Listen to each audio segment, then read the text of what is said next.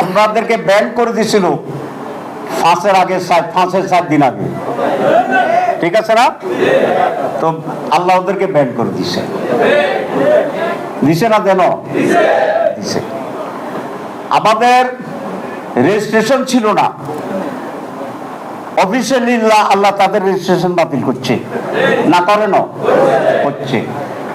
আমাদের মার্কা ছিল না, আল্লাহ মার্কা দিছেনি। আজহার ভাইয়ের ফাঁসি হয়ে যাওয়ার কথা ছিল, আল্লাহ ফেরত দিছেনি। আল্লাহ হারেনি। নখালি কি হারে কয়? না হারে না, আল্লাহ হারেনি। আমাদেরকে ইনশাল্লাহ বিজয় দিতে হারবনি, আমরা বিশ্বাস করি।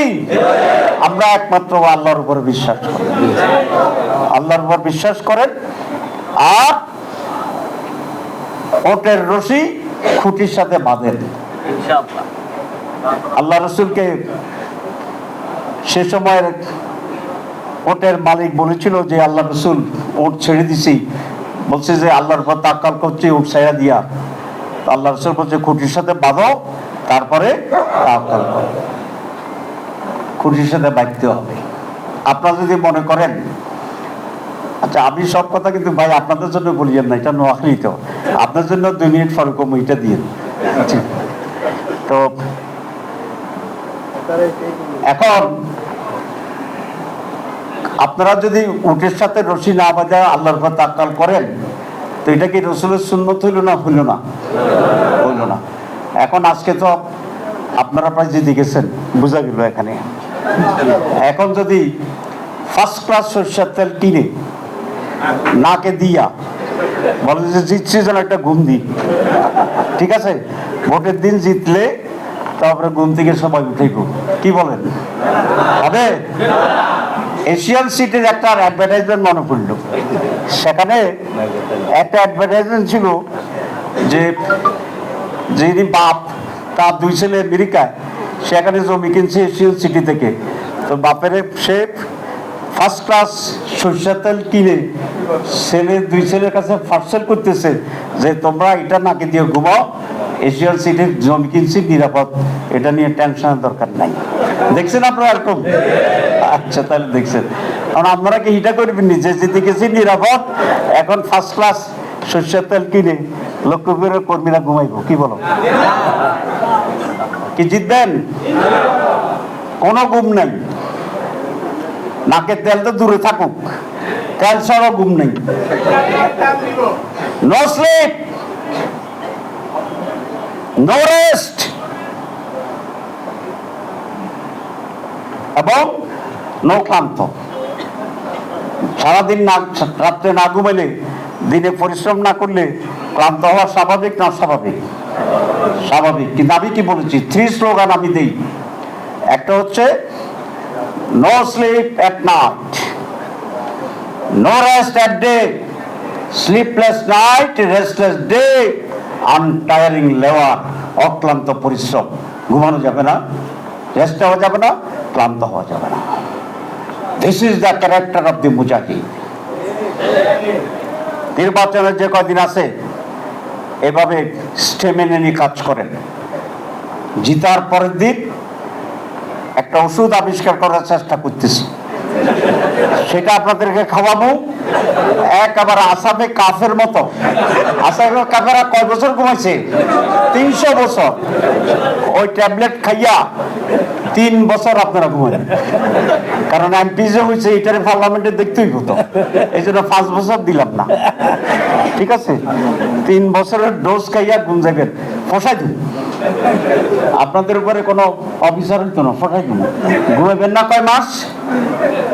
9 মাস, 7 মাস, 1 বছর। আর ঘুমাবেন কয় বছর?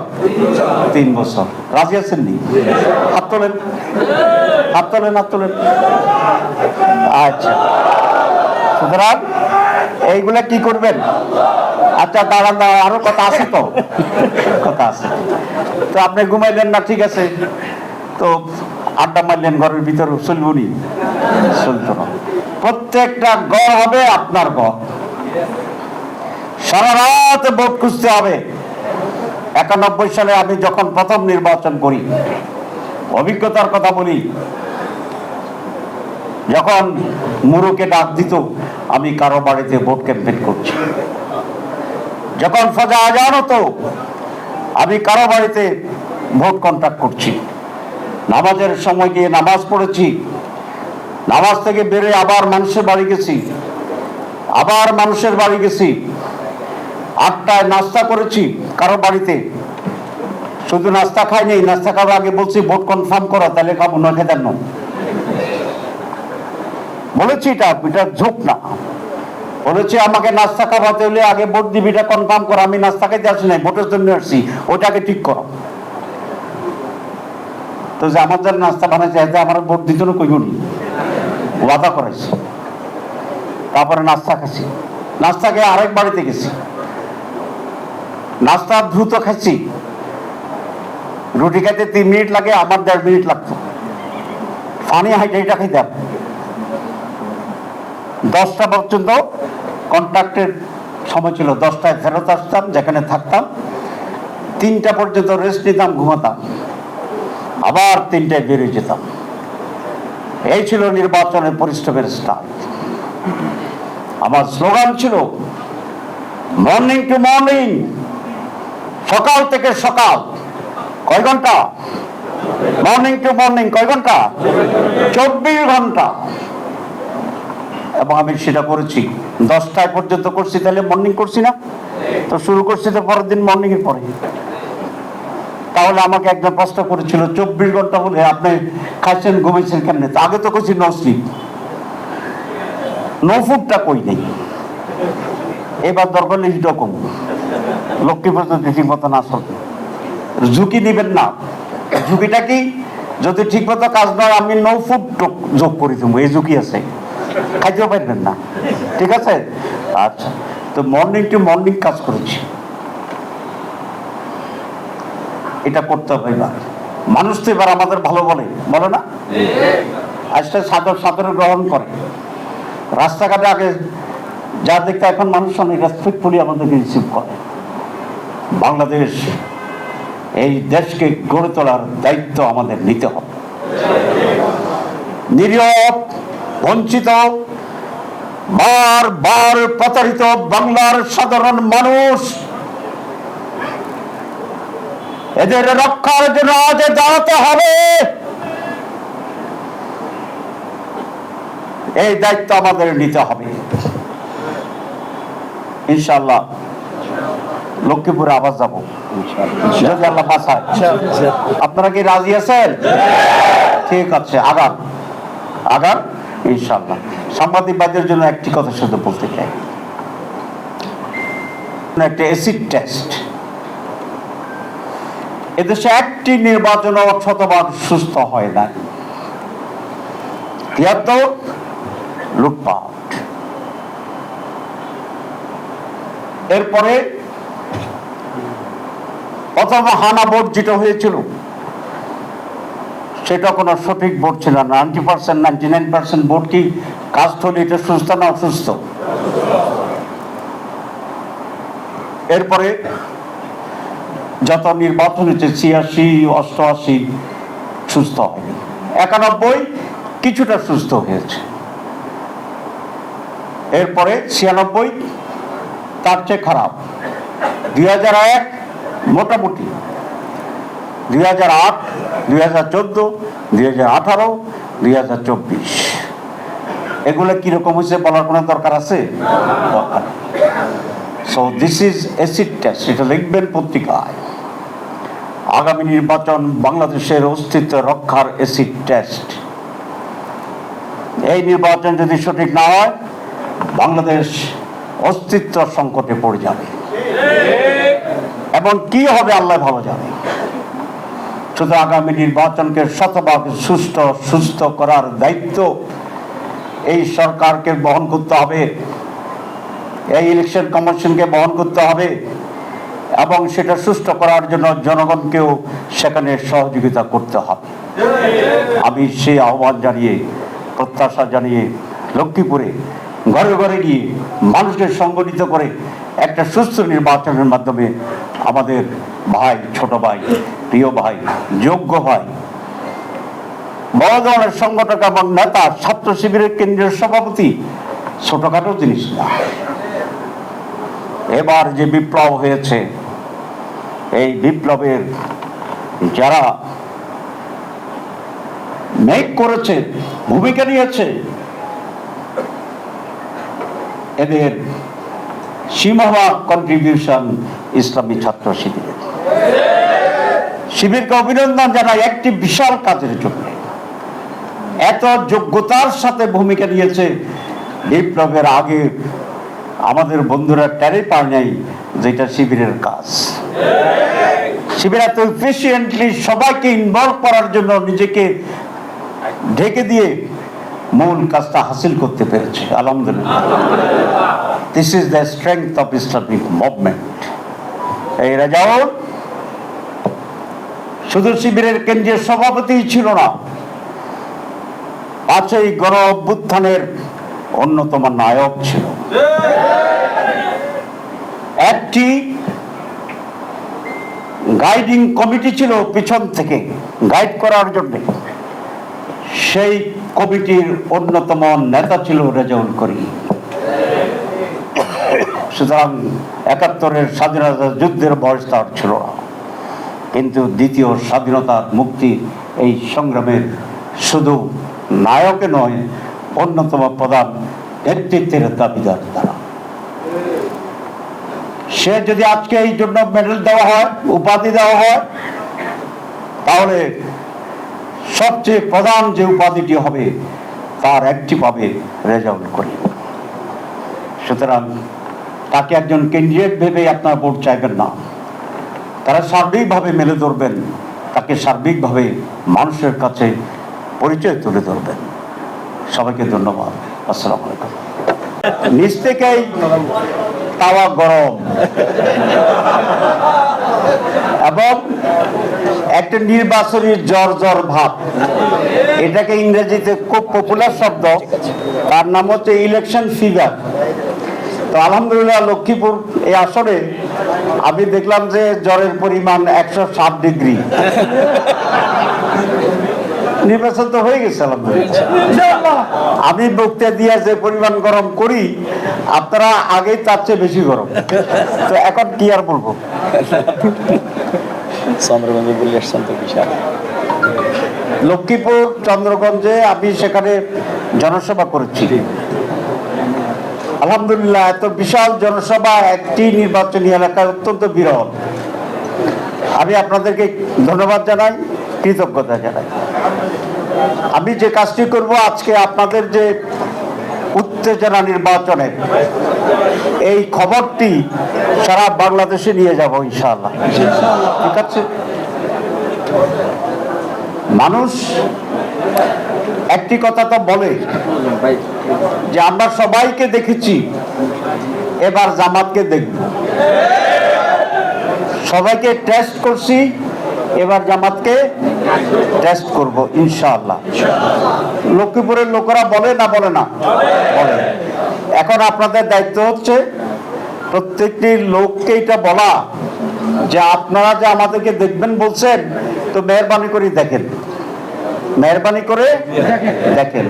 লস হবে না, লস হবে না। জাতীয়ভাবে আজকে মানুষের প্রত্যাশা এমন একটি বাংলাদেশ,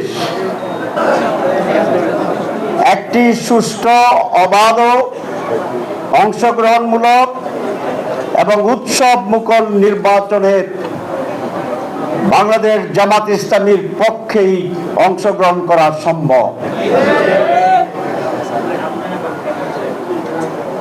আমরা আশা করি এবার সেরকম একটি নির্বাচন হবে ইনশাআল্লাহ। কেউ কেউ মনে করছেন যে তারা হাসিনা স্টাইলে কেন্দ্র দখল করে ভয়ভীতি দেখিয়ে নির্বাচন ঠান্ডা করবেন। আমি স্পষ্ট বলতে চাই, 10টি হুন্ডা, 20টি গুন্ডা, 40টি নির্বাচন ঠান্ডা, এই স্লোগান বাংলাদেশে আর ফিরে আসবে না। বাংলাদেশে কি এক হুদা, কি নাম, নুরুল হুদা না বেহুদা? বেহুদা। আচ্ছা, মাননীয় সাবেক chief election commissioner Nurul Huda মহোদয়ের যে সম্বর্ধনা দিয়েছে জনগণ, এরপরে আর কোন চিফ ইলেকশন কমিশনার রাতের ভোটকে দিনে রায় ঘোষণা করবে আমার মনে হয় না। করতে চাইলেও তার স্ত্রী ছেলে মেয়ে এটা করতে দিবে না। সুতরাং নির্বাচন সুষ্ঠু হবে আশা করি। নির্বাচন সুষ্ঠু করার জন্য তিনটি ফ্যাক্টর: এক, ইলেকশন কমিশন তার ব্যবস্থা গ্রহণ; দুই, সরকার এবং ইলেকট্রাল যে এমবডিমেন্ট আছে যারা নির্বাচনকে পরিচালনা করে এবং নিশ্চিত করে তারা; তিন, ভোটার এবং জনগণ। নির্বাচনে যদি ইলেকশন কমিশন দুর্বল হয়, যদি আইন প্রয়োগকারী সংস্থা যথাযথ ভূমিকা পালন না করে, লক্ষ্মীপুরে ভোটার জনগণ হিসাবে নির্বাচনের সকল প্রকার ব্যত্যয় এটা ঠেকানোর দায়িত্ব ভোটার এবং জনগণের। পারবেন?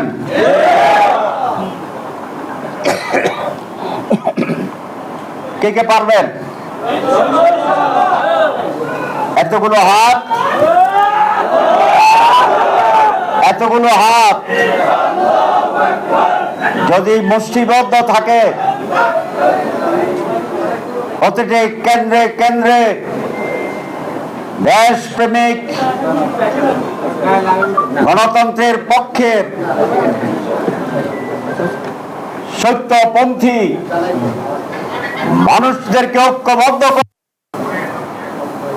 যে কোনো নৈরাজ্যের বিরুদ্ধে আমরা রুখে দাঁড়াবো ইনশাআল্লাহ।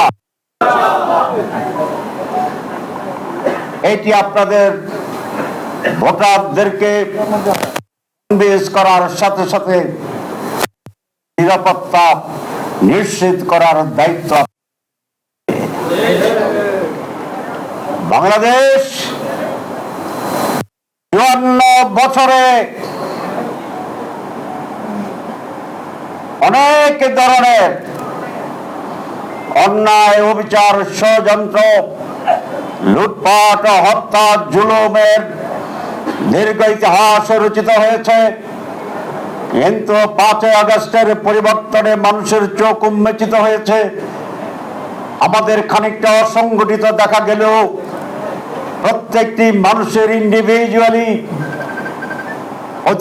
প্রতিবাদ এবং প্রতিরোধের যে এক বিশাল শক্তি হৃদয়ের ভিতরে লালিত হয়ে আছে, বসবাস করছে, জাতির দুর্দিনে দুর্যোগে আবার সেই শক্তিকে ধারণ করে সকল শ্রেণীর মানুষ ৫ই আগস্টে যেমনি রাস্তায় নেমেছিল, নারী ছিল, পুরুষ ছিল, শিশু ছিল, বৃদ্ধ ছিল, শিক্ষিত বিশ্ববিদ্যালয়ের শিক্ষকেরা ছিল, আবার সেই অশিক্ষিত কৃষকেরা ছিল, ফেরিওয়ালা ছিল, রিক্সাওয়ালা ছিল, ঠেলা গাড়িওয়ালা ছিল, বাদাম বিক্রেতা ছিল, ছাত্ররা ছিল, ছাত্রীরা ছিল, মায়েরা ছিল, শিশুরা ছিল।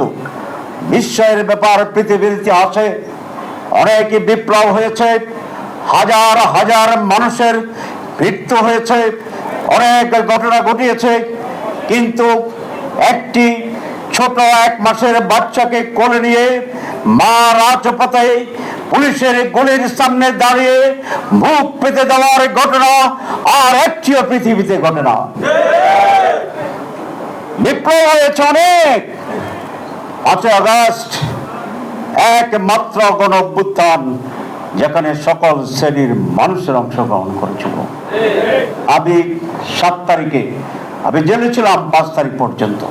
6 তারিখে বেরিয়ে এসে 7 তারিখে ঢাকা মেডিকেল কলেজে গিয়েছিলাম আহত ভাইদেরকে দেখার জন্য। পুরা ওয়ার্ডে ভর্তি, আবেগ ময়সে বর্ণনা দিতে চাই না, সময় নেই, কিন্তু আমি দেখেছি 80% আহত মানুষ হচ্ছে বাদাম বিক্রেতা, রিক্সাওয়ালা, ঠেলা গাড়িওয়ালা। দুর্ভাগ্যজনকভাবে সত্য, ইতিহাসের এই জায়গায় 80% লোককে এখন উপেক্ষা করা হচ্ছে। আমাদের সাংবাদিকেরও লেখেন না যে এই আন্দোলন এই দরিদ্র নিরীহ মানুষের আন্দোলন ছিল। ইতিহাসকে পুনঃভাবে লিখতে হবে, সত্য ইতিহাসকে লিখতে হবে। প্রত্যেকের যার যে অবদান আছে সেই অবদানকে সেভাবে স্বীকৃতি দিতে হবে। এটাই বৈষম্যবিরোধী আন্দোলনের আর একটি বৈশিষ্ট্য। আমি বক্তব্য বাড়াতে চাই না। লক্ষ্মীপুরের এই আসনটি আমাদের কাছে অত্যন্ত গুরুত্বপূর্ণ আসন। এই আসনটি আমাদের দৃষ্টিতে ইসলামপন্থীদের আসন। আমাদের দৃষ্টিতে এই আসনে আগেও আমরা বিজয় হয়েছিলাম, আপনারা অনেকে হয়তো জানেন, মাস্টার শফিকুল্লাহ সাহেবের নেতৃত্বে। লক্ষ্মীপুর একটা আলেম ওলামার দেশ, অনেক ইসলামপন্থী মানুষের দেশ, মেজরিটি লোকরা ইসলামপন্থী মানুষের দেশ। এইবার আমরা ঐক্যবদ্ধ হচ্ছি। মানুষের প্রত্যাশা যে একটি বিশাল জোট হবে, যারা দুর্নীতিমুক্ত, যারা দেশপ্রেমিক, যারা সত্যের পক্ষে।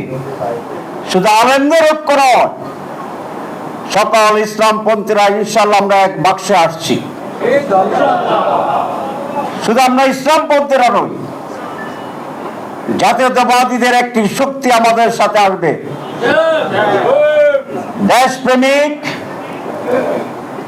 বাংলাদেশ পন্থীর এক শক্তি আমাদের সাথে আসবে। যারা মনে করেন আমাদেরকে মৌলবাদে চিহ্নিত করে, বিদেশিদেরকে বিভ্রান্ত করে, আমাদেরকে একটা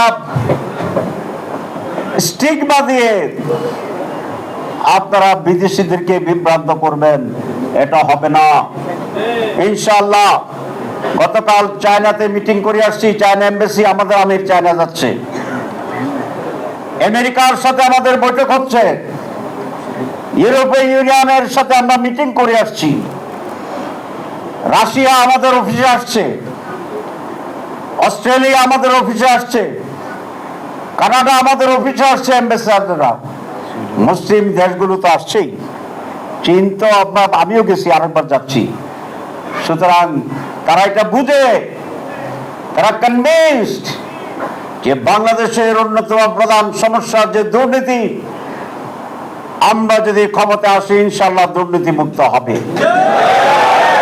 বাংলাদেশের সমস্যা লুটপাট, আমরা ক্ষমতা এসে লুটপাটকে চির অবসান ঘটিয়ে দেব। তারা জানে চাঁদাবাজি একটি বিরাট সমস্যা। সবজির দাম এলাকায় 10 টাকা, চাঁদাবাজির হয় 20 টাকার, ঢাকা এসে বিক্রি হয় 30 টাকা। আর আমরা গেলে কয়টা বিক্রি হবে? 10 টাকা, 20 টাকা মন ধাপ কমে যাবে ইনশাআল্লাহ। গরিবের জন্য কার্ড আছে, কার্ডে তাদের জন্য চাউল আছে, 10 কেজি জায়গায় 5 কেজি নেতার বাড়িতে 5 কেজি তিনি পান। আমরা গেলে কয় কেজি? 10 কেজি। এটাই দেশের মানুষ বোঝা শুরু করেছে। ঠিক আছে, বাংলাদেশে 2 বার কোন দল জনপ্রিয়তা নিয়ে নির্বাচিত হয় নাই, একবার পর পর। ঠিক কিনা? কারণ কি? কারণ হচ্ছে 5 বছর মানুষ ক্ষমতা দেয়, তাদের লুটপাট অত্যাচারে বিরক্ত হইয়া তখন আরেকটাকে দেয়। সেটারে যখন দেয় তখন সেখানে বিরক্ত হইয়া পরে আরেকটারে দেয়। এইবার তো এই 1 বছর 11 মাস মাঠে মাঠে কোন একটি দল ক্ষমতায় আসে না, টেন্ডারটা তাদের আজকে পত্রে দেখলাম যে বাজার টেন্ডার সবকিছু শুধু হাত বদল হয়েছে, বাকিটা সব ঠিক আছে।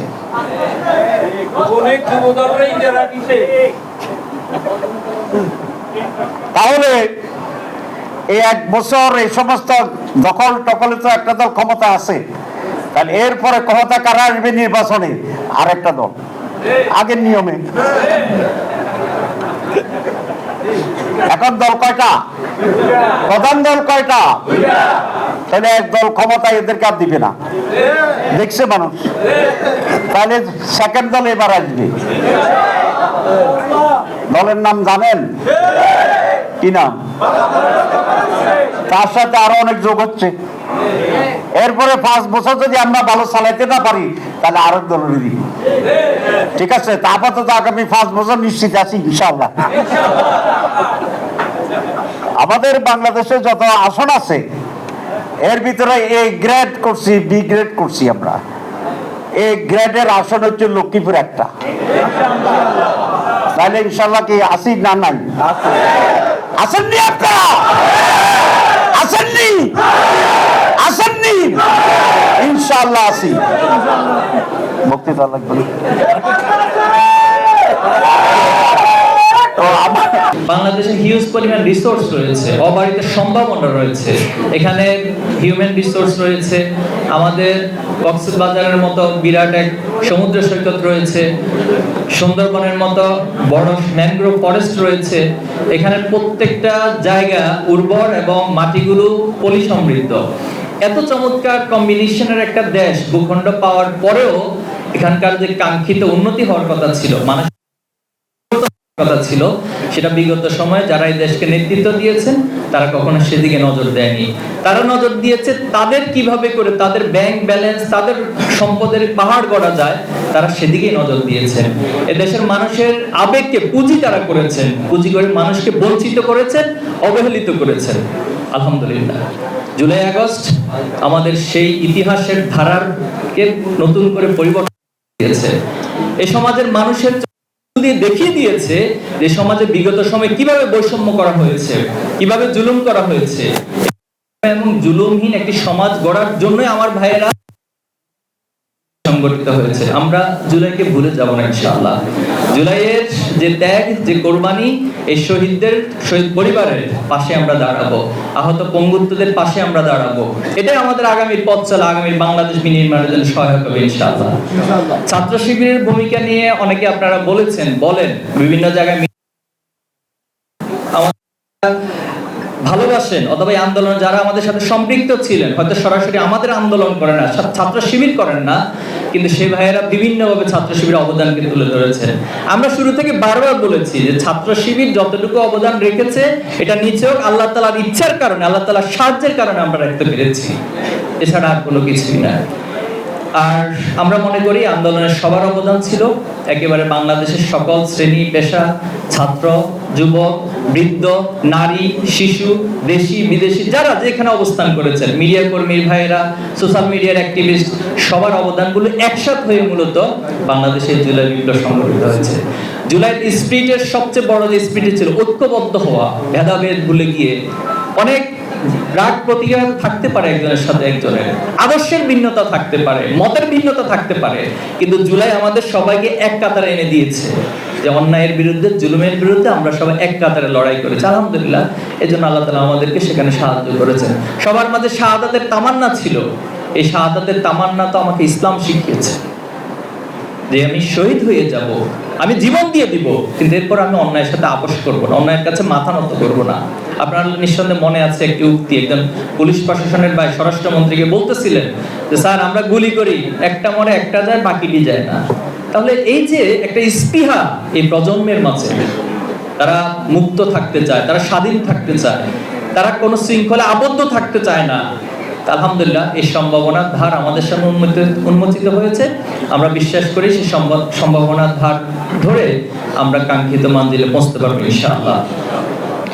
নির্বাচন কেন্দ্রিক তো আলহামদুলিল্লাহ বলেছেন, যেহেতু আমরা কখন নির্বাচনের অভিজ্ঞতা খুব বেশি পাই না, আর আমাদের এই প্রজন্মগত 3টা নির্বাচনকে দেখেছি, কিভাবে করে ভোট ডাকাতি করতে হয় এটা দেখছি, কিভাবে রাতে নির্বাচন করতে হয় ওইটা দেখছি, এরপরে কিভাবে হচ্ছে প্রার্থীবিহীন ভাবে হচ্ছে নির্বাচন করে জয়ী হয়ে যেতে হয় সেটা দেখছি। বাট আপনারা এখানে যারা মুরব্বীরা আছেন নিঃসন্দেহে আপনারা তার চেয়ে ভালো নির্বাচন দেখেছেন, এবং আমরা প্রত্যাশা করি সামনের নির্বাচনটা সুষ্ঠু হতে হবে ইনশাআল্লাহ। কম্প্রোমাইজ চলবে না, কারণ যে প্রজন্ম এত রক্ত দিয়ে একটা সুন্দর বাংলাদেশ গড়ার জন্য শপথ নিয়েছে, তাদেরকে আপনি এখন অন্য কোনো কিছু দিয়ে ভুলিয়ে ভালিয়ে তাদেরকে দিয়ে আসলে আপনি যেন তেনভাবে নির্বাচন করতে পারবেন না ইনশাআল্লাহ। এটা প্রতিজ্ঞা আমরা এবং এই কমিটমেন্ট আমরা দিতে চাই ইনশাআল্লাহ। এই প্রজন্ম তারা একটি সুপ্ত আগ্নেয়গিরির মতো, তারা এই দেশের প্রয়োজনে, এই দেশের আদর্শের প্রয়োজনে, নৈতিকতার প্রশ্নে, দেশকে গড়ার প্রশ্নে তারা সুপ্ত আগ্নেয়গিরির মতো যে কোনো সময় জ্বলে উঠতে পারে ইনশাআল্লাহ। আমরা বিশেষভাবে আজকে যারা এখানে এসেছেন এবং আপনাদের প্রতি অনুরোধ থাকবে, লক্ষ্মীপুর 3 আসনের জন্য আপনারা নিজেদের জায়গা থেকে সর্বোচ্চটুকু দিয়ে কাজ করবেন সেই প্রত্যাশা রাখছি। আর ছাত্র রাজনীতি প্রসঙ্গে একটু বলতে চাই যে বিগত সময়ে ছাত্র রাজনীতিকে কলুষিত করা হয়েছে এবং সাধারণ শিক্ষার্থীদের কাছে ছাত্র রাজনীতি একটা ভয় আতঙ্কের নাম হয়ে গেছে, একটা ট্রমা তাদের ভিতরে কাজ করে যখন ছাত্র রাজনীতি শব্দটা শোনে। এবং আপনারা অবাক হবেন, 5ই আগস্টের পর আমরা একটা ইন্টারনাল সার্ভে করেছিলাম, সেখানে উঠে এসেছে বাংলাদেশের মোর দ্যান 80% শিক্ষার্থী তারা কোনোভাবে ছাত্র রাজনীতির নামই শুনতে চায় না, ছাত্র রাজনীতির সাথে তারা ইনভলভ হতে চায় না। আলহামদুলিল্লাহ ছাত্র শিবির গত 1 বছরে কাজ করে আমরা এই ধারাটাকে পরিবর্তন করে দিয়েছি। আমরা বলতে চাচ্ছি, বোঝাতে চাচ্ছি এবং বোঝাতে সক্ষম হচ্ছি আলহামদুলিল্লাহ যে বিগত সময়ের আপনাদের ডেফিনেশনে ছাত্র রাজনীতি আর ছাত্র শিবির যে রাজনীতি করে সেটা আসলে এক না। এটা হচ্ছে মানুষ গড়ার একটা কারখানা, একটা ইন্ডাস্ট্রি।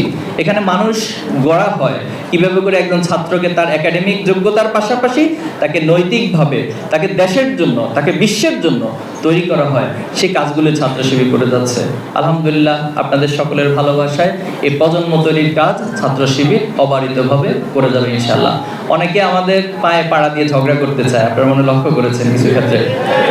আমরা বলতে চাই আমরা ঝগড়া করব না, কিন্তু আমাদের গায়ে টেনে নিয়ে এসে ঝগড়া করার একটা অবস্থা তৈরি করছে।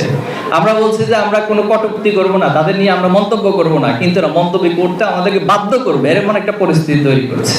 সেজন্য আমরা বলতে চাই যারা আমাদেরকে শত্রু বানানোর জন্য চাচ্ছেন, আপনারা আপনাদের শত্রু বানানোর প্ল্যান নিয়ে কাজ করুন, আর আমরা আপনাদেরকে বন্ধু বানিয়ে আদর্শিকভাবে আমরা আপনাদের সবাইকে জয় করে নিব, সেই পরিকল্পনা ধরে আমরা এগোচ্ছি ইনশাআল্লাহ। আমরা চাই, বিশ্বাস করি যে আল্লাহ তাআলা আমাদেরকে এখানে সফল করবেন ইনশাআল্লাহ। গুরুত্ব আপনারা বুঝেছেন। জামাত ইসলামের জন্য নির্বাচন যেমন অনেক সম্ভাবনা, তেমনি অনেক বেশি চ্যালেঞ্জেরও। 5ই আগস্টের পরবর্তী বাংলাদেশে বিগত 15 বছর যে সংগঠন জুলুমের শিকার ছিল, মানুষ আমাদেরকে এখন অনেক বেশি গ্রহণ করে নিয়েছে আলহামদুলিল্লাহ। আমাদের লক্ষ্মীপুরের ময়দান অনেক উর্বর ময়দান। এই জমিনে ডাক্তার ফয়েজ ভাই অসংখ্য শহীদের রক্ত ঝরেছে। এই জমিনে আমাদের ভাইদের সীমাহীন ত্যাগ রয়েছে। যতটুকু আজকে অর্জন হয়েছে, এই অর্জনটুকু আমাদের ভাইদের ত্যাগের বিনিময়ে আমরা অর্জন করতে সক্ষম হয়েছে। সম্মানিত লক্ষ্মীপুরের ভাইয়েরা, আমরা যারা আজকে ঢাকা অবস্থান করছি, যারা এলাকা থেকে এসেছেন, আমাদের সবার সামনে এখন লক্ষ্য হচ্ছে বাংলাদেশ জামাত ইসলামী আগামী নির্বাচনকে যেভাবে গুরুত্ব দিয়ে সারা বাংলাদেশের মানুষকে উজ্জীবিত করে দাঁড়িপাল্লা সমর্থনের জন্য আছে। আমরা মনে করি যারা আমার লক্ষ্মীপুরের বাইরে আছি, লক্ষ্মীপুরের সদর সহ সবগুলো আসনে জামাত ইসলামের ইতিমধ্যেই নমিনি ঘোষণা হয়েছে। আমরা আশা করব আমাদের সবটুকু দিয়ে উজাড় করে দিয়ে মানুষের যে স্বপ্নের বাংলাদেশ প্রত্যাশা করছে আগামী নির্বাচনে ইনশাআল্লাহ জামাত ইসলামের নেতৃত্বে আগামী দিনে আমরা সেই বাংলাদেশ গড়ে উঠব ইনশাআল্লাহ। আমাদের লক্ষ্মীপুরের এই জমিনকে প্রত্যেকটি ঘরে ঘরে আমরা যাব, মানুষের কাছে যাব এবং আমাদের প্রার্থীদেরকে বিজয়ী করার জন্য আমরা সর্বাত্মক ভূমিকা রাখবো। আল্লাহ রাব্বুল আলামিন আমাদের সকলকে কাঁধে কাঁধ মিলিয়ে আমাদের সকলকে ঐক্যবদ্ধভাবে দ্বিধাদ্বন্দ্ব বলে আমাদেরকে এক হয়ে কাজ করার তৌফিক দান করুক। আসসালামু আলাইকুম। ইউএফটি ফার্স্টের সাথে ট্রেড করুন যে কোনো জায়গা থেকে। ক্যাম্পাসে ক্লাসের ফাঁকে, ঢাকার জ্যামে বসে কিংবা ঘরে বসে ট্রেডিং এখন হাতের মুঠোয়। তাই ট্রেড করুন যখন খুশি, যেখানে খুশি।